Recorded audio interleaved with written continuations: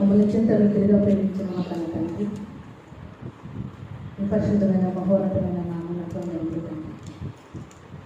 మీరు మా జీవితంలో మరొక దినాన్ని ప్రసాదించి ఈ సాయంకాలం వేళ ఈ శుభ ప్రార్థనలో తండ్రి మేమంతా ఈ సన్నిధానంలో తండ్రి చేరున్నాం.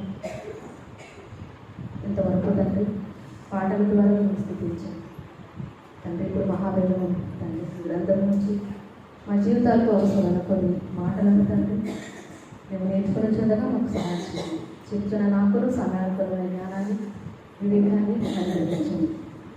తెలుసున్న మేమంతా కూడా వాక్య ప్రకారమే తండ్రి చిత్తానుకూలంగానే ఈ భూమి మీద బ్రతికే భాగ్యాన్ని ధన్యతలు అందరికీ ప్రసాదించవలసిందిగా వేడుకుంటూ మా ప్రభువును దీరక్షకులను పిలుస్తున్నది అతి పరిశుద్ధమైన నామమున ఈ ప్రార్థన అడిగి వేడుకుంటున్నాం మా కన్న తండ్రి. ఆమేన్. ప్రియమైన దేవుడు కదా, చక్కటి అంశాన్ని మన ఆత్మలను బలపరిచి మనలను దేవులలో ఉన్నతముగా ఎదిగింపచేయడానికి అనునిత్యము ఎన్నెన్నో దైవ వాక్కులను మనం వింటూ ఉన్నాం. అయితే ఈరోజు కూడా దేవుడు ఇచ్చిన ఈ గొప్ప సమయాన్ని కొద్ది నిమిషములు మనం ధ్యానం చేద్దామండి. అపహాస్యము అపవాది అస్త్రమా. అపహాస్యము అపవాది అస్త్రమా అనే అంశాన్ని కొద్ది నిమిషంలో మనం ధ్యానిద్దాం. ప్రియమైన దేవుని పిల్లలారా, అపహాస్యము అనగానే మనందరికీ తెలుసు. అపహాస్యము అంటే ఏంటండి? ఎన్నో పర్యాయ పదాలు ఉన్నాయండి. హేళన చేయడం, అపహసించడం అంటే హేళన చేయడం, విక్రించడం లేక వెటకరించడం, ఇంకా ఎదుటి వారిని కించపరుస్తూ మాట్లాడడం, ఇవన్నీ కూడా అపహాస్యం లెక్కలోకే వస్తాయండి. మరి అపహాస్యం అనే ఈ లక్షణాన్ని, ఇది మంచి గుణం కాదండి, సద్గుణం కాదు, దీనిని దుర్గుణము. ఇలాంటి దుర్గుణము అపవాదికి అస్త్రముగా మారిందా? ఈరోజు లోకమంతా కూడా అపవాది తన చేతిలో ఉంచుకుంది కదండి. లోకమంతా ఎవరి అందున్నది? దుష్టుని అందున్నది, అపవాది. మరి అపవాది ముఖ్యమైన 3 అస్త్రాలను ప్రయోగిస్తుందని మనకు తెలుసు. అదే శరీరాశ, నేత్రాశ, జీవపుడంబం. దానిలోని భాగంగానే ఎన్నెన్నో ఆశలు చూపిస్తూ దేవుని నుండి దూరం చేయడమే కదండి దాని యొక్క పని.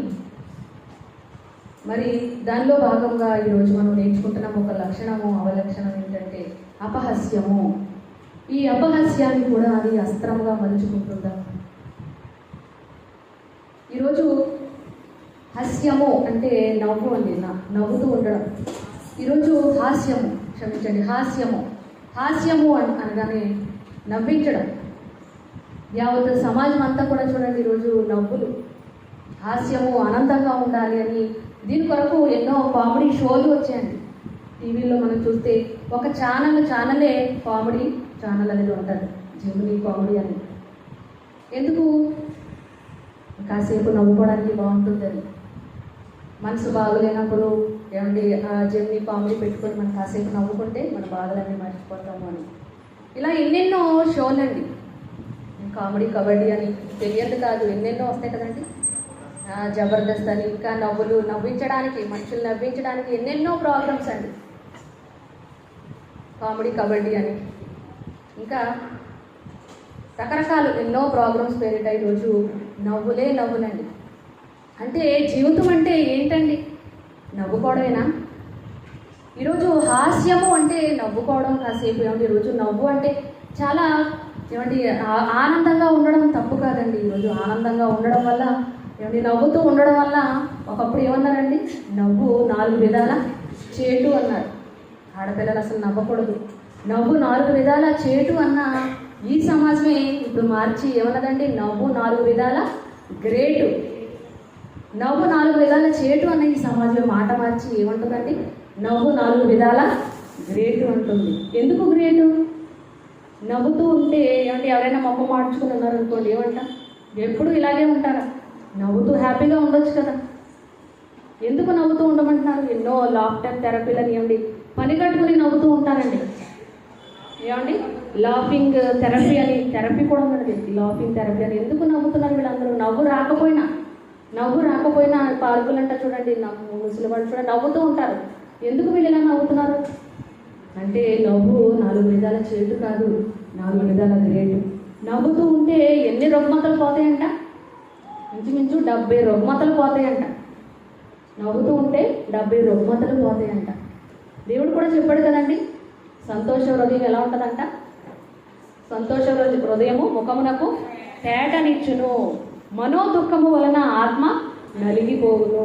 ఏమండి వారి ముఖ లక్షణమే. మనం ఆనందంగా ఉన్నప్పుడు చూడండి ఏంటంటే ముఖం వెలిగిపోతుంది అని అంటుంటాం. అదే బాధలో ఉన్నప్పుడు నీరసించిపోయి ఎవరితో మాట్లాడడానికి ఇష్టపడక బాధపడుతూ కృంగిపోతూ ఉంటాం.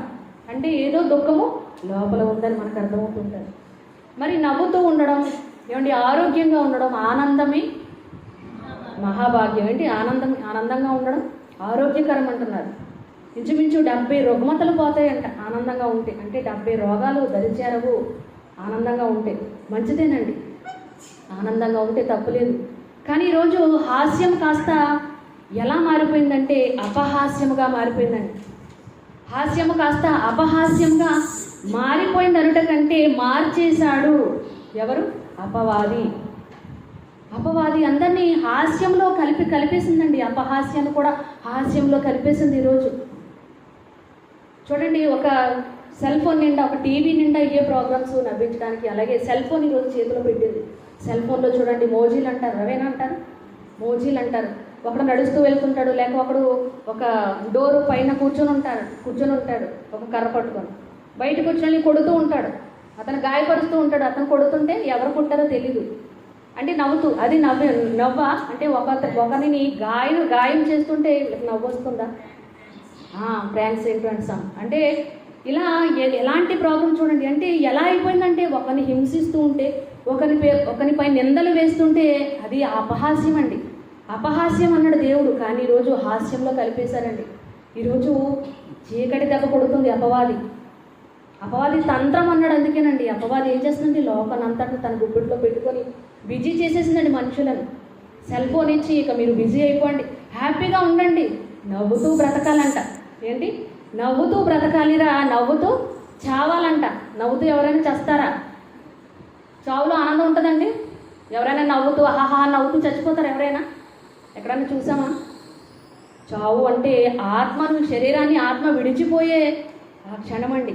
ఎంత భయంకరంగా ఉంటుందండి. ఉరకని వెళ్ళిపోద్దా ఆత్మ మహాకాశాలు పట్టజాలని దేవుని స్వరూపం కదండి మరి ఆత్మ శరీరం విడిచిపెట్టి వెళ్ళిపోతున్నప్పుడు ఎవరికైనా ఆనందం ఉంటుందా? నవ్వుతూ వెళ్తారా? కానీ చూడండి ఏదో ప్రాస కలిసిందని ఎన్నెన్నో మాటలు నవ్వుతూ బ్రతికేయాలి. ఈ భూమి మీద ఉన్నన్నాళ్ళు ఏమంటే చస్తే ఏ గొడవ లేదు, ఎవరు చూసి వచ్చారు చస్తే. బ్రతుకున్నన్నాళ్ళు నవ్వుతూ గడిపేయండి అని చెప్పి అపవాది ఎలా ఏమంటే ఎంజాయ్ చేయండి అంటదండి. లోకంలో ఎంజాయ్ చేయండి, 3 నాళ్ళ ముచ్చట్లో. ఏమంటే ఎప్పుడు చనిపోతామో తెలియదు కనుక ఈ లోకాన్ని అనుభవించు రాజా అంటుంది. అనుభవించేయండి అంటే ఎలాగ త్రిప్పేసిందో చూడండి. మనుషులను బిజీ చేసేసింది. మీరు ఎంజాయ్ చేయడానికే పుట్టారు, ఈ లోకాన్ని అనుభవించడానికే పుట్టారు. రకరకాల షోలు పేరిట ఏమంటే ఈరోజు ప్రపంచం అంతా చుట్టొచ్చేయండి. మీ చేతికి సెల్ ఫోన్ ఇచ్చాను కదా, మీకు కావలసినవన్నీ కూడా సెల్ ఫోన్లో చూడండి అంటుంది. ఏమండి ఇంకా 24 గంటలు ఈ సెల్ ఫోన్ అండి. బొటన వేలితో ఏమండి మోజీలు ఇవన్నీ కూడా చూస్తూ, షార్ట్స్ అన్నీ చూస్తూ, ఏంటండి ఇదంతా కూడా టైం వేస్ట్ చేయడానికి అపవాది ప్రయోగిస్తున్న అస్త్రం అండి. ఎన్నెన్నో అస్త్రాలు ప్రయోగిస్తుంది, అందులో ఒకటే అపహాస్యము. ఎదుటివారిని కించపరుస్తూ మాట్లాడడం, ఎదుటివారిని అవమానపరచడం, ఇవన్నీ కూడా చేస్తుందండి. అలాంటి తోటి సహోదరుడే కదండి. కానీ ఎదుటివారిని కించపరుస్తూ మాట్లాడుతున్నప్పుడు కూర్చున్న వాళ్ళందరూ కూడా జబర్దస్త్ ప్రాబ్లం ఏంటండి? డబల్ మీనింగ్ మాటలండి. డబల్ మీనింగ్తో మాట్లాడడం అంటే నవ్వులు ఎందుకు వస్తాయండి? అసలు మనసు పూర్తిగా రావాలి నవ్వు అనేది. నవ్వు వచ్చినప్పుడు ఏమండి ఎదుటివారు బాధపడుతున్నప్పుడు, లేకపోతే ఎదుటివారు ఇబ్బందుల్లో ఉన్నప్పుడు నవ్వుతూ ఉంటారు కొంతమంది. లోకంలో చూడండి ఎదుటివారు ఇబ్బందుల్లో ఉన్నప్పుడు నవ్వుతూ ఉంటారు. అది మనస్ఫూర్తిగా వచ్చిన నవ్వా? అంటే ఆ నవ్వు ఏ నవ్వు? స్వచ్ఛమైన నవ్వు అంట. అందామా? ఆ నవ్వు స్వచ్ఛమైన నవ్వు అండి? కాదండి, వెటకరిస్తూ. మంచి పని అయిందిలేండి. నవ్వులోని రకాలండి. చూసారా, నవ్వుతున్నారు కదా అనుకుంటాం, కానీ బాధపడుతున్నప్పుడు, ఎదుటివారు బాధపడుతున్నప్పుడు నవ్వు ఎలా వస్తుందండి? అందుకే అన్నాడండి ఇలాంటి వారందరినీ కూడా ఒకసారి సామెతల గ్రంథం ఒకసారి చూడండి ప్రియులారా. సామెతల గ్రంథం మహాజ్ఞాని అయిన సొలొమోను గారు ద్వారా రాయిస్తున్న మాట సామెతల గ్రంథం 1వ అధ్యాయం ప్రియులారా 22వ వచనం చదువుకుందామండి. సామెతల గ్రంథం 1వ అధ్యాయం 22వ వచనం త్వరగా. ఎట్లనగా జ్ఞానము లేని వారులారా మీరు ఎన్నాళ్ళు జ్ఞానము లేని వారుగా ఉండగోరుదురు. అపహాసకులారా మీరు ఎన్నాళ్ళు అపహాస్యము చేయొచ్చు ఆనందం. అపహాస్యం చేస్తూ ఆనందం అంటండి. దేవుడు అడుగుతున్నాడండి. అపహాస్యం చేస్తే ఎదుటి వారిని చూడండి ఏమంటారు? సునకానందం. మనకు హిందీ టీచర్ ఒక ఆయన ఉండేవారండి హై స్కూల్లో చదివేటప్పుడు. మాటిమాటికి అనేవారు సునకానందం భజగోవిందం అని. అంటే ఏంటిది? సునకం అంటే కుక్క అండి. కుక్క ఎందుకు ఆనందపడుతుంది? ఊర్లో పెళ్ళికంట ఎందుకు తిండి దొరుకుతుందని దానికి ఆనందం. అంటే కారణం లేని ఆనందం అండి. అసలు ఎందుకు ఆనందం వస్తుంది? అపహాస్యం చేస్తే ఆనందం ఉంటుందా? బాధ ఉంటుందా చెప్పండి. ఎవరైనా పడిపోయారు అనుకోండి, బాధపడతామా? అపహాస్యం చేస్తామా? నవ్వుతామా? నవ్వుతున్నాం అంటే అది మనస్ఫూర్తికి వచ్చిన నవ్వు కాదు పిల్లల, అపహాస్యము చేసినట్లు. కనుక అలా ఉండకండి మీరు అంటున్నాడండి దేవుడు. లోకంలో ఉన్న వారి సంగతి ప్రక్కన పెడితే లోకంలో అండి ఇంత నవ్వులు ప్రపంచం. నవ్వండి, మీరు నవ్వుతూ ఉండండి అని అపవాది అందరినీ కూడా అస్త్రం అపహాస్యాన్ని అస్త్రంగా చేసుకొని వారందరినీ కూడా ముంచెత్తుతుందండి.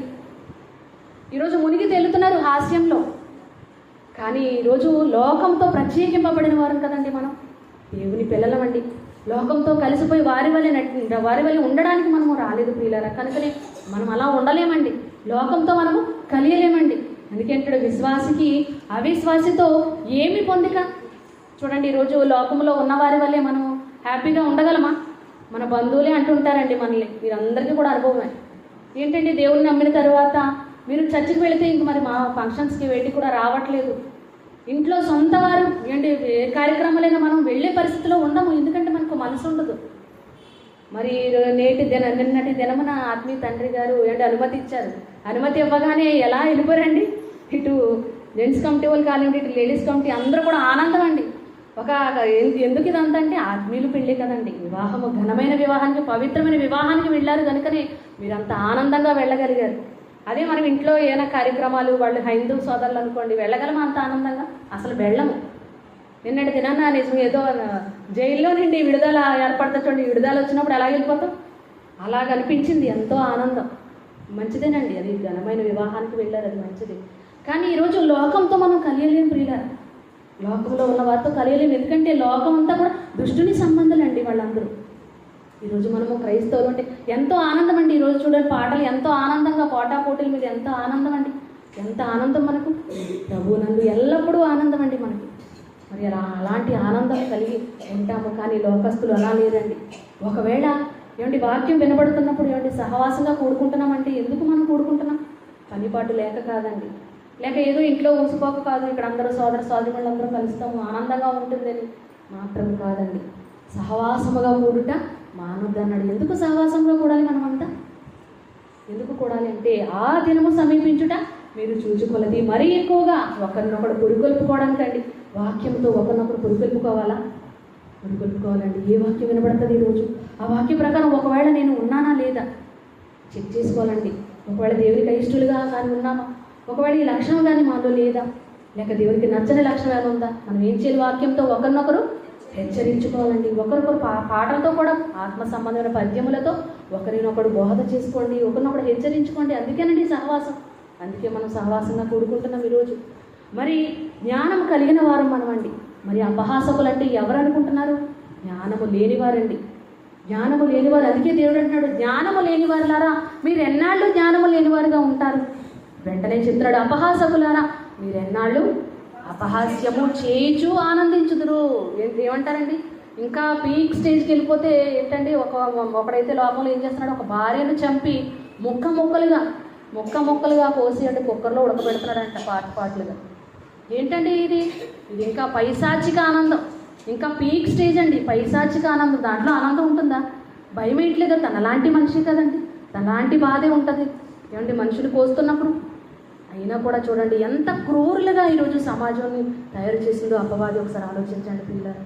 మరి అపవాది తంత్రములను ఎరిగిన వారంగా మనమే ఇలాంటి సమాజంలో ఉన్న వారిని కొందరినైనా మనం అగ్ని నుండి లాగినట్లు కాపాడాలండి. వారందరికీ బుద్ధి చెప్పవలసిన క్రైస్తవులుగా ఉన్న మనమండి. మనకు జ్ఞానవంతులం ప్రియులారా. ఒకవేళ జ్ఞానవంతులుగా ఉన్న మనము కూడా కొన్ని కొన్ని సందర్భాల్లో లోకంలో ఉన్నాం కదండి, లోకంలోనే ఉన్నాము, లోకంతోనే బ్రతుకుతున్నాము కనుక జాగ్రత్తగా వినాలి. లోకంతోనే ఉన్నాము కనుక అప్పుడప్పుడు లోకంతో కలిసిపోయి ఉంటున్నామేమో. తప్పకుండా అండి, ఒక్కొక్కసారి మనము కూడా వాళ్ళతో ఏకీభవిస్తూ ఉంటాం. వాళ్ళు ఏదైనా అపహాస్యం చేస్తున్నప్పుడు మనము కూడా కట్టడం, లేకపోతే మనము కూడా ఏకీభవించడం చేస్తున్నాం అనుకో, అది కూడా తప్పేనా? అది కూడా తప్పండి. ఇందాక వాక్య పఠనం చేసాం, ఒకసారి చదవండి మరి ఆ మాట. సామెతల గ్రంథం 26వ అధ్యాయం అనుకుంటాను. సామెతల గ్రంథం 26వ అధ్యాయం 18, 19 వచనములు. ఏమండి, ఏదో మనం కూడా సరదాగా మాట్లాడేసుకుంటాం. మనము జోక్స్ వేసుకుని లోకస్తుల వల్లే మాట్లాడుకోవడానికి మనము లోకస్తులము కాదండి, దేవుని సంబంధులం. మనం కూడా అప్పుడప్పుడు ఓవర్ అయిపోతూ ఉంటామేమో అనిపిస్తుంటారు. అలాంటి సందర్భంలో మనకు గుర్తు రావాలండి. ఏదో మాట విసిరేస్తుంటాము తొందరపడి, మనుషులం కదండి, మాట విసిరేస్తుంటాం. విసిరేసిన తర్వాత ఏదో సరదాగా అన్నాను అనేస్తుంటాం కవర్ చేసుకోవడం. అలా కూడా అనొచ్చా? అలా అనొచ్చండి? అలా కూడా అనకూడదంట. చదువమ్మా. సామెతల గ్రంథం 26వ అధ్యాయము 18, 19 వచనములు. తెగులు, అమ్ములు, కొరవులు, విసరు వెర్రివాడు తన పొరుగువాన్ని మోసపుచ్చి నేను నవ్వులాటకు చేసితనని పలుకువానితో సమానము. చూడండి, ఏదో ఒక మాట విసిరేస్తామో, సరదాగా జోక్ చేశాను అంతే, నవ్వులాట కన్నానంటే అనేసి అంటూ ఉంటారండి. అలాగ అనేవాడు ఎవరితో సమానం అంట? ఎవరితో సమానం అండి? అమ్ములు అంటే తెగులు, అమ్ములు, కొరువులు. ఏమంటే అమ్ములు అంటే బాణములు, అంబుల పొది బాణములు. అలాగే కొరువులు అంటే నిప్పులండి. కొరువితో తలగొక్కున్నట్లు అయిందంటారు సరే, కొరువి అంటే నిప్పులండి, నిప్పులు. ఇంకా తెగుళ్ళు. తెగులు అంటే ఒక తెగులు వైరస్, మన అందరికీ తెలుసు, కరోనా వైరస్ కానీ ప్రతి వైరస్ అన్నీ కూడా ఎలాంటివి మనకి హాని చేసేవి, ప్రమాదము కలిగించేవి. మరి వీటితో ఇవి ఏమంటే కొరువులు, అమ్ములు గల వెర్రివాడు అంటాడు. వెర్రివాడు అంటే ఒక పిచ్చివాడు ఉన్నాడు అనుకోండి, వెర్రివాడు ఉన్నాడు అనుకోండి, అతని చేతిలో, పిచ్చివాడి చేతిలో రాయి అంటాం. పిచ్చివాడి చేతిలో రాయి ఉందనుకోండి, అది విసిరితే తగులుతుంది. నేను ఎదుటి వారికి నేను విసిరి కొట్టకూడదని తెలుసా అతనికి? తెలుసా వెర్రివాడికి? తెలియదండి. పిచ్చివాడి చేతిలో రాయి ఉంది జాగ్రత్త అంటుంటాం, అది తెలియదు, కొట్టేస్తుంటాడు. కొన్ని సందర్భాల్లో చూడండి, రోడ్ల మీద వెళుతున్నప్పుడు పిచ్చివారు కర్రలు పట్టుకొని రాళ్ళు పట్టుకుని తిరుగుతూ ఉంటారు. ఏంటి, వాళ్ళు కొడితే తగులుతుంది, వాళ్ళు బాధపడతారు ఎదుటివారు అని కూడా వాళ్ళకి తెలియదండి. వెర్రివాళ్ళు కాబట్టి, వాళ్ళు వెర్రివాళ్ళు కాబట్టి వాళ్ళకి తెలియదు కాబట్టి దానిలో అర్థం ఉంది. కానీ ఏమంటే అపహాస్యం చేసి ఆనందపడుతుంటాం కదండి. అలాంటి వారు కూడా ఎవరితో సమానం అంటున్నాడు? వెర్రివారితో సమానం. వారికి తెలియట్లేదు, కానీ మీరు కూడా ఇలా ఉంటే ఏమంటాడు ఇంకా 19వ వచనంలో? తన పొరుగువాని మోసపుచ్చి నేను నవ్వులాటకు చేసితనని పలుకువానితో సమానము అన్నాడండి. కనుక మనము నవ్వులాంటి కూడా, జోకులు కూడా మనం వేయకూడదండి. క్రైస్తవ జీవితం అంటేనే ఏమంటాం? పోరాటం అండి. చాలా జాగ్రత్తగా బ్రతకాలి. అడుగడుగున విశ్వాసులందరికీ మాదిరిగా బ్రతకాలి. ఏమండి, బయట వారు చూస్తే వీళ్ళు క్రైస్తవులండి, వీరు లోకస్తుల వలె ఉండరండి, లోకస్తుల వలె జోక్స్ వేరు, అపహసించరు అన్నీ అనుకోవాలండి మనం చూడగానే. ఏమండి, మనం ధరించిన మన అన్నయ్యని యేసుక్రీస్తు వారు ఎక్కడైనా జోకులు వేసినట్టు శిష్యులతో అపహాస్యం చేసుకుని సరదాగా మాట్లాడినట్టు ఎక్కడైనా కనపడుతుందండి బైబిల్లో? ఎక్కడైనా కనపడుతుందండి? లేదండి. ఈరోజు నేటి నామకార్థ క్రైస్తవులు చూడండి, చాలామంది వాళ్ళు కూడా వాక్యంతో కూడా జోకులండి. అంటే దేవునితో కూడా అపహాస్యమా? దేవుని వాక్యంతో కూడా అపహాస్యం.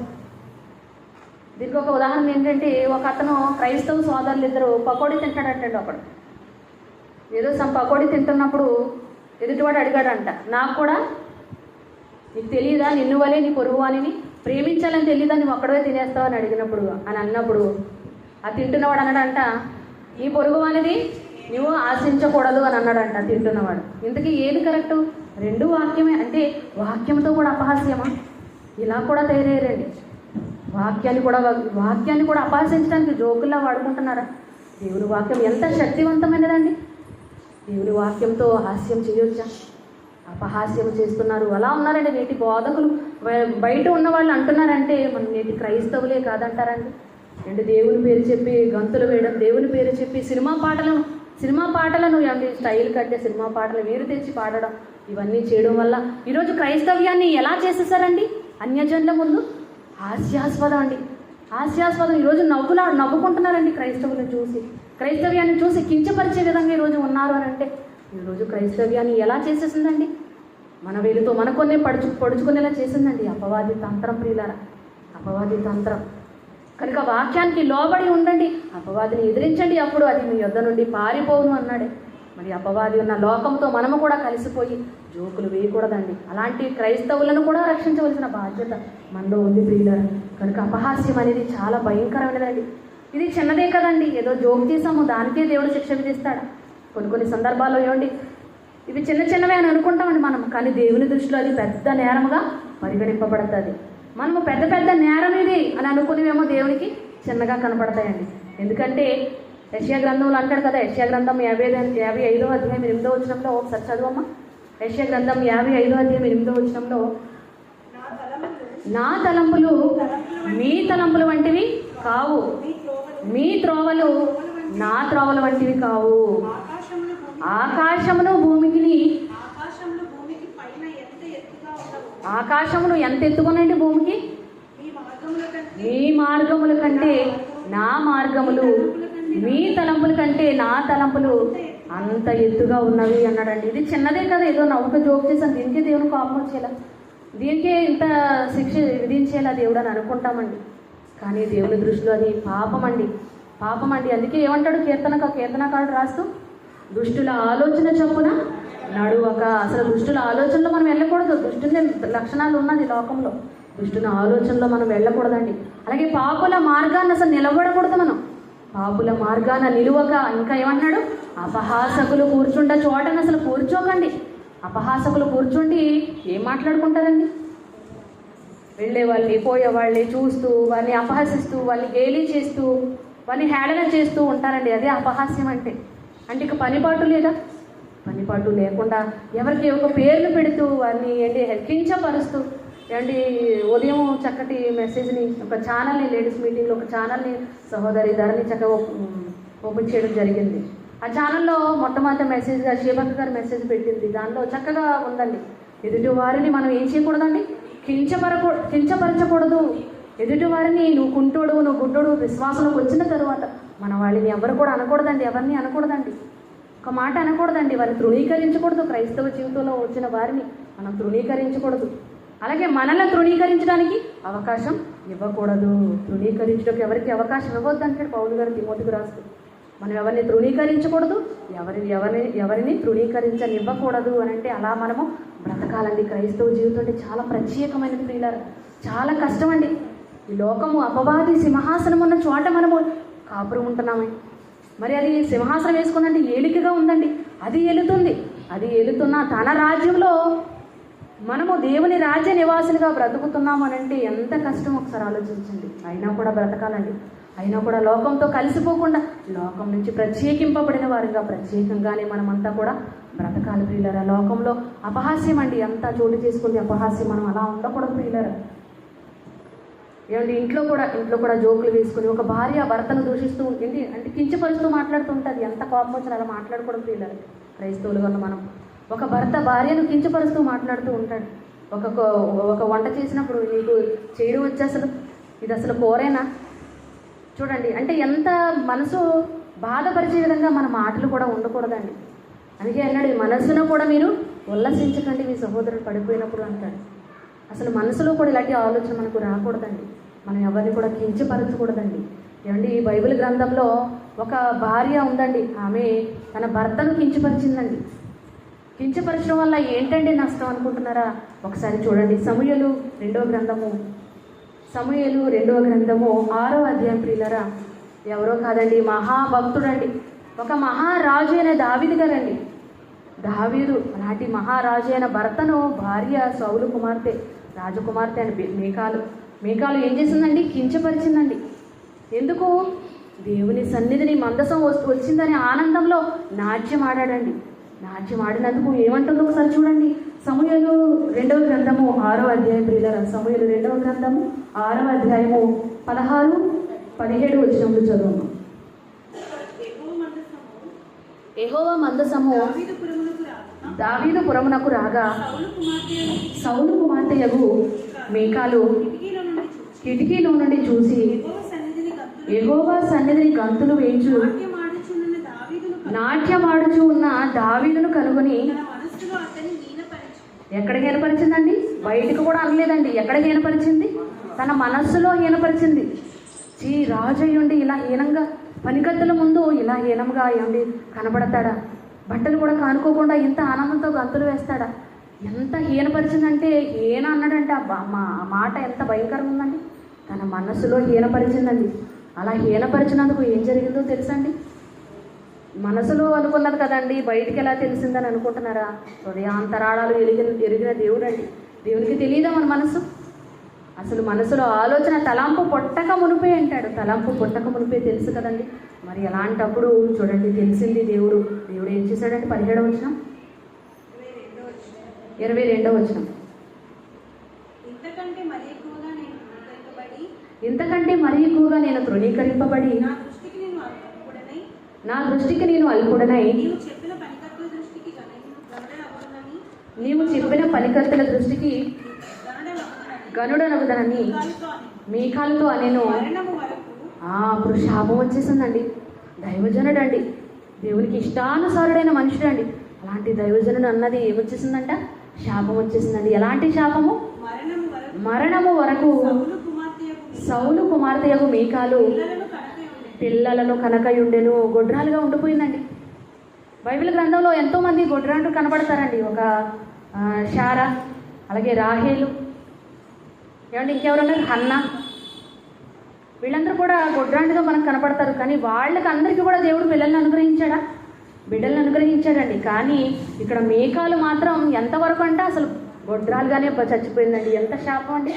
చచ్చేంత వరకు దేవుడు శాపం వచ్చేసిందండి. గొడ్రాలుగానే బ్రతికి చచ్చిపోయింది పిల్లరా. కనుక మనస్సును కూడా అసలు ఉల్లసించకూడదు, మనస్సును కూడా నీచపరచకూడదండి. మరొక మాటను చూడండి, యెషయా గ్రంథము 57వ అధ్యాయం 4వ వచనం చూడండి ప్రియులారా. యెషయా గ్రంథము 57వ అధ్యాయం 4వ వచనం ప్రియులారా. మీరెవని ఎగతాళి చేయుచున్నారు? ఎవని చూచి నోరు తెరచి నాలుక చాచుచున్నారు? మీరు తిరుగుబాటు చేయువారును అబద్ధికులను కారా? చూడండి, 57వ అధ్యాయం 4వ వచనము, యెషయా గ్రంథము 57వ అధ్యాయం 4వ వచనంలో దేవుడు బాధపడుతున్నాడండి. దేవుని మీదే తిరుగుబాటు అండి. ఏమండి, ఒకనాడు ఇశ్రాయేలీలు దేవుని మీదే తిరుగుబాటు చేశారండి. లోబడ నల్లని ప్రజలు అన్నాడు. అందుకే చూడండి, తండ్రి గారు నిర్గమకాండం కానివ్వండి, సంఖ్యాకాండం చదువుతున్నప్పుడు మనకి కనబడుతూ ఉంటుంది. ఎంత హేళన చేశారంటే దేవుని మీదే తిరుగుబాటు అండి. తిరుగుబాటు అంటే దేవుని ఎగతాళి అండి. ఎగతాళి ప్రతి విషయంలో. చూడండి, ఇదిగో మేము ఐగుప్తులో సమాధులు లేవనా మాకు ఎక్కడికి తీసుకొచ్చాడు దేవుడు మమ్మల్ని చంపడానికి అంటే ఏంటిదంతా కూడా అపహాస్యం అండి. ఎగతాళి చేస్తున్నారు, దేవుని మీదే ఎగతాళి. అందుకే దేవుడు ఏమంటాడు? మీరు ఎవని ఎగతాళి చేస్తున్నారు? ఎవని చూచి నోరు తెరిచి నాలుక చాచుతున్నారు? చూడండి, చాలామంది ఏమండి లోకంలో చాలామంది అంటారు, మనిషి వెళుతున్నప్పుడు వారు ఎదురుకుండా బాగానే పొగుడుతారండి, బాగానే పొగుడుతారు. కానీ వారు వెళ్ళిపోగానే నోరు చాచి అంటే నోరు తెరచి నాలుక, అలాగా నాలుక అంటే వెటకరిస్తున్నట్టు వెటకారంగా నాలుక చాస్తారు అని చెప్తున్నాడండి. అలాంటి వాళ్ళు ఎవరంట? చదువమ్మా. అలాంటి వారు ఎవరంటున్నాడు? మీరు తిరుగుబాటు చేయవారును అబద్ధికులను కారా? అబద్ధాలు ఆడేవారండి మీరు. అబద్ధికుడు ఎవరండి? అబద్ధంనకు జనకుడు అపవాది అవలక్షణాలు, అపవాది దుర్గుణాలండి ఇవన్నీ కూడా. కనుక అపవాది ప్రయోగించే అస్త్రాలకు మనం ఎట్టి పరిస్థితులలో లొంగకూడదండి. అపవాది అపహాస్యము చేస్తూ ఆనందాన్ని కలిగిస్తుందండి. ఇందులో ఆనందం ఉందని మభ్యపెడుతుంది, కానీ అపహాస్యం చేస్తే ఆనందం కాదండి. క్రైస్తవులుగా మనము ఎందులో ఆనందించాలండి? ఒక తప్పిపోయిన కుమారుడు తిరిగి వచ్చాడంట. తిరిగి వచ్చినప్పుడు తండ్రి గొప్ప విందు చేశాడండి. తండ్రి ఏం చేశాడు? చాలా గొప్ప విందు చేశాడు. అప్పుడు పెద్ద కుమారుడు అంటాడు, నేను ఎప్పుడు నీతోటి కదా ఉన్నాను, నువ్వు ఎందుకు నా కొరకు ఏంటి గొర్రెను వధించలేదు, ఎందుకు నాకు ఎంత పార్టీ ఇవ్వలేదని అంటే, ఈ నా కుమారుడు తప్పిపోయి తిరిగి వచ్చాడు అంటే చనిపోయి తిరిగి వచ్చాడు అంటే చనిపోయాడండి. ఒక సహోదరుడు చనిపోయి తిరిగి వస్తే ఆనందమా? చనిపోవడం అంటే ఈరోజు లోకం అంతా కూడా నాశనానికి వెళ్ళిపోతుందండి. వాళ్ళందరూ ఎవరు? మన సోదరిమణులండి, మన సోదరులు. మరి వాళ్ళందరూ నాశనానికి వెళ్ళిపోతున్నారు. అపవాది వారందరినీ కూడా తన కబంధ హస్తాలలో చిక్కించుకుందండి. రకరకాల అస్త్రాలను ప్రయోగించి వారందరినీ కూడా దూరం చేసేస్తుందండి కన్న తండ్రికి. మరి అలాంటి వారి అందరినీ కూడా కాపాడాలి కదండి. నాశనాన్ని తోడటకు జోగుతున్నారండి వాళ్ళందరూ. మరి అలాంటి వారందరినీ కూడా రక్షించి నరకం నుంచి తప్పించవలసిన బాధ్యత మన మీదే ఉంది కదండి. మరి అలాంటప్పుడు మనకి ఎక్కడ ఆనందం వస్తుంది చెప్పండి? ఏమండి, వాక్యాలలో దేవుని పిల్లలను కూడా వాక్యం చెప్తున్నప్పుడు చాలా బాగా చెప్పారని, బాగా చెప్పలేదని అంటే సర్టిఫై చేయడానిక ఇక్కడ నిలబడే వాక్యం చెప్తున్నారు ఏంటి? వాక్యం చెప్తున్న వాక్యోపదేశకులు ఎంత కష్టపడతారో అది మాకే తెలుసండి. ఎంత కష్టపడతామండి ఒక వాక్యాన్ని అందించాలంటే, అది చాలా కష్టమండి. ఎందుకంటే దేవుని మాటలండి, ఇది మా సొంత మాటలు కాదు. దేవుని మాటలు ఉన్నది ఉన్నట్టు పలకాలి. అబద్ధంగా అబద్ధ ప్రవక్తల వల్ల మనం ప్రవచించకూడదు. అలాగని మీకు చెప్పడానికి ఎలా అర్థం చేయించాలి, వీడికి ఎలా ఒక వాక్యం చెప్తున్నప్పుడు మీరు ఏదో పొగడాలి, చప్పట్లు కొట్టాలని కాదండి. ఒక వాక్యం మీకు వినబడుతున్నప్పుడు ఎలా మార్పు తీసుకొని రావాలి, మనం అంతా కలిసి వాక్యాన్ని ఎలా పాటించాలనే తపనతో ఉంటాడండి ఒక బోధకుడు. కనుక చాలామంది లోకంలో ఉన్నవారు బోధకుల మీద కూడా జోక్స్ వేస్తుంటారండి. కష్టపడి వాక్యం ఇంత కష్టపడి చెప్తున్నప్పుడు వారి మీద కూడా అండి. అందుకే అంటాడు, మహాత్ములను కూడా దూషింప వెరవకై ఉన్నారు అంటాడండి. దేవుడు బాధపడుతున్నాడండి. ఎలా అపహాస్యం చేయాలనిపిస్తుంది? దేవుడు బాధపడుతున్నాడండి. ఇక్కడ నిలబడి చెప్తున్న మాటలన్నీ దేవుని మాటలండి. దేవుడు ఆనందంతో ఏమండి అపహాస్యం చేసి జోకులతో చెప్పట్లేదండి. దేవుని యొక్క ఆవేశం అండి, దేవుని యొక్క ఆవేదన ప్రతి మాటలో కనబడాలి ప్రియులారా. ప్రతి మాట మనసును పెట్టాలి ప్రియులారా, పెడచెవిని పెట్టకూడదు. అందుకే అంటాడు, దైవావేశము వలన జోకండి ధ్యానం కనుక నవ్వులాటగా కూడా మనము తీసుకోకూడదు దేవుని వాక్యాన్ని. దైవావేశము వలన కలిగిన ప్రతి లేఖనము అంటాడు హెచ్చరిస్తుంది, మనం తప్పు ఖండిస్తుంది, బుద్ధి చెప్తుంది, తప్పు దిద్దడానికండి ఇది. ఈ వాక్యం చెప్పాలండి ఎవరికోలేండి అని అనుకోకూడదండి. ఇది మనకి ఇలాంటి లక్షణం ఉందో లేదో మనం చెక్ చేసుకున్నాడు కదండి. ప్రతి నిమిషము చెక్ చేసుకోవాల్సిన వారంగా ఉన్నాం ప్రియులారా. మీరు విశ్వాసము గలవారై ఉన్నారో లేదో బైబిల్ బట్టి వాక్యాన్ని బట్టి పరీక్షించుకోవాలండి. ఎవరో వచ్చి పరీక్షించిన ప్రియులారా, మనకు మనం పరీక్షించుకోవాలి. ఒకటి లక్షణం మనలో ఉంటే తీసివేసుకోవాలండి. అపహాస్యం అనేది చాలా భయంకరమైనదండి. ఒకనాడు ఎలీషా ప్రవక్తని అపహసిస్తున్నారండి. చిన్నపిల్లలే కదండి, తెలియకేదో అన్నారని విడిచిపెట్టలేదండి. దైవజనుని అపహసించొచ్చా? బోడివాడ ఎక్కిపో అంటున్నారండి. అలాగన్నప్పుడు దేవుడికి కోపం వచ్చేసిందండి. వెంటనే 42 మంది పిల్లలను అప్పటికప్పుడు ఎలుగుబంట్లు 2 ఎలుగుబంట్లు వచ్చి చంపేసాయండి. అదేంటండి, చిన్నపిల్లలు కదా అంటే చిన్న పిల్లలు కూడా ఎగతాళి చేయకూడదా? అలా పెంచాలండి తల్లిదండ్రులుగా మనం. దైవజనులు గౌరవించడం నేర్పించాలి. ఏమండి జాన్సన్ మన క్లాస్ చెప్తూ విద్యార్థులందరినీ కూడా గ్యాదర్ చేసాం. వాళ్ళందరికీ మీటింగ్ పెట్టి వాళ్ళందరికీ కూడా బుద్ధులు చెప్తున్నాడండి. ఎప్పుడు అంటాడు విద్య బుద్ధులు. విద్య అంటే లోకంలో ఉన్న వాళ్ళకి మనం ఎలా పడితే అలా ఉండడానికి లేదండి. దేవుడు విద్యతో పాటు క్రమశిక్షణ, అందుకే విద్య బుద్ధులు అత్యంత అవసరం ప్రియులారా. మన మనసుకు సంబంధించినది ఇదంతా కూడా. ఈ లక్షణాలన్నీ కూడా మనసు దేవుడు చూస్తాడు కనుక అన్నిటికంటే ముఖ్యంగా మన మనసును చాలా జాగ్రత్తగా కాపాడుకోవాలి ప్రియులారా. వెకిలిగా నవ్వడాలు, అపహాస్యం చేయడాలు ఇలాంటివి ఒకవేళ మనలో ఉంటే ఖచ్చితంగా మనం తీసేసుకోవాలి ప్రియులారా. ఒకనాడు దేవుని మీదే అండి మనసులో అనుకుంది శారా, ఏమండి మీదటికి వస్తాను, ఒక కుమారుని నీకు అనుగ్రహిస్తాను అన్నప్పుడు ఏమనుకుందండి మనసులో? ముసలిదాన్నైనా నాకు, రుద్రాలైనా నాకు సుఖము కలుగునా, ఏమండి నేను మరలా ప్రసవిస్తాను, అసలు ప్రసవ నొప్పులు నాకు వస్తాయా అని అనుకుని మనసులో అనుకుని నవ్విందండి. వెంటనే బయటకు అనలేదు కదండి. దేవుడికి ఎంత కోపం వచ్చిందండి. ఇదిగో శారా నువ్వు నవ్వవు, శారా నవ్వనేలా అన్నాడండి. వెంటనే భయంతో నేను నవ్వలేదనేసిందండి. కానీ నవ్వింది అంటే దేవుడికి నచ్చదండి. అపహాసకులు అసలు కూర్చుండే చోటని మీరు కూర్చోకండి. మీరు లోకస్తులు కాదు. లోకస్తుల వల్ల గుళ్ళు జోకులు వేసుకుంటూ నవ్వుకుంటూ ఎదుటివారిని కించపరుస్తూ తృణీకరిస్తూ మాట మన నోట రాకూడదండి. మనం నోరు విప్పే కృపాసహితమైన మంచి ఉపదేశం రావాలండి. నోరు విప్పి మనం కూర్చొని మాట్లాడుకుంటున్నప్పుడు వాక్యమే రావాలండి మన నోటి వెంబడి. అండి వినివారికి మేలు కలుగునట్లు కృపాసహితమైన మంచి మాటలండి. దేవుని మాటలు పవిత్రమైనవండి, మనలను పరమునకు నడిపించేవండి. అంత పవిత్రమైన మాటలే రావాలి తప్ప అపహాస్యంగా మనము ఉండకూడదండి. అపహాస్యం చేయడం అనేది అపవాది యొక్క అస్త్రం ప్రియులారా. కనుక ఇలాంటిది మనం ఉండకూడదండి. ఒకవేళ ఇలాంటి వైరస్ ఏమండి అమ్ములు కొరువులు ఇలా చదువుకున్నాక తెగుళ్ళు వీటికంటే భయంకరమైనది పిచ్చోడి చేతిలో రాయి ఎలాగా ప్రమాదకరమో, ఏమండి పిచ్చోడి చేతిలో ఒక నిప్పులు ఉంటే ఎలాగైతే విసిరేస్తాడో జనాల మీదకి, అలా ఎంత ప్రమాదం. ఒక తెగులు వస్తే ఎంత ప్రమాదమో, అపహాస్యం చేసేవారు కూడా అబద్ధికులు అంత ప్రమాదం అన్నాడండి. చివరిగా ఒక మాటను చూసి ముగించుకుందామండి. అపహాస్యం అంటే ఎలాంటి లక్షణం వచ్చేదండి? అపహాస్యం అనే ఒక వైరస్ మనసుకు కానీ పడితే ఎంత భయంకరంగా మారిపోతామంటే ఇక్కడ చెప్తున్నాడు. అసలు అపహాస్యం అంటే ఎవరిని అపహాసకులు అంటారు? ఈ మాట చూసుకుని ముగించుకుందాం ప్రియులారా. సామెతల గ్రంథము 21వ అధ్యాయము, సామెతల గ్రంథము 21వ అధ్యాయము 24వ వచనం ప్రియులారా. సామెతల గ్రంథం 21వ అధ్యాయము 24వ వచనం అండి.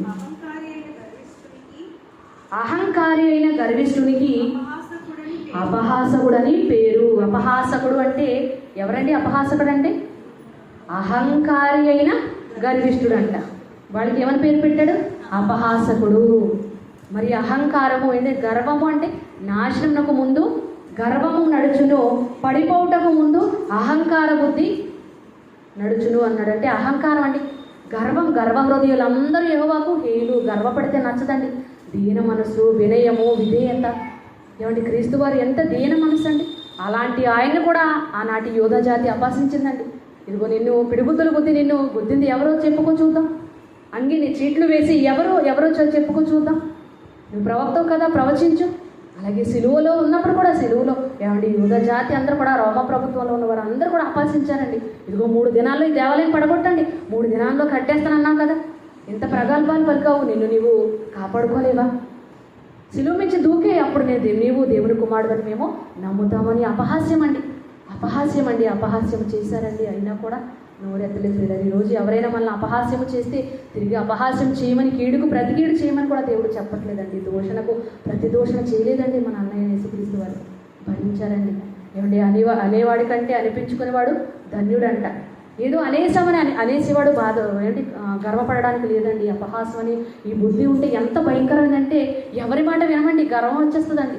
ఎవరి మాట నేనే బుద్ధిమంతుడని అని అందరినీ జడ్జి చేస్తూ ఉంటాం. అంత భయంకరమైన ఒకవేళ లక్షణం మనలో కానీ డెవలప్ అయిపోతుందేమో, సైలెంట్కి వైరస్ కానీ ప్రవేశించేదేమో మన మనసులో. మనం అంతా కూడా చెక్ చేసుకొని ఇలాంటి అపహాస్యపు బుద్ధి మనకు ఉండకూడదండి. గర్వం ఏమన్నాడు, అహంకారం అంటేనే చాలా భయంకరమైనది. అలాంటిది గర్వం. ఈ 2 కలిస్తేనే అపహాస్యం, ఈ 2 కలిస్తేనే అపహాసకుడు అని పిలువబడతాడు అన్నాడు. కనుక ఇలాంటి వాడు అట్టివాడు అమిత గర్వంతో ప్రవర్తించును. మీరేంటని చెప్పేది, నేనే అందరినీ జడ్జి చేస్తాను, నేనే అందరికీ తీర్పు తీరుస్తాను. ఎన్నెన్నో మాటలండి దేవుడు మన మేలు కోరి తన మనసు ప్రకారం మనం బ్రతకాలని ఎన్నో మాటలు రాయించాడు పిల్లలు. కనుక అపహాస్యాన్ని ఈరోజు అపవాది ఎన్నో అస్త్రాలు ప్రయోగిస్తుంది.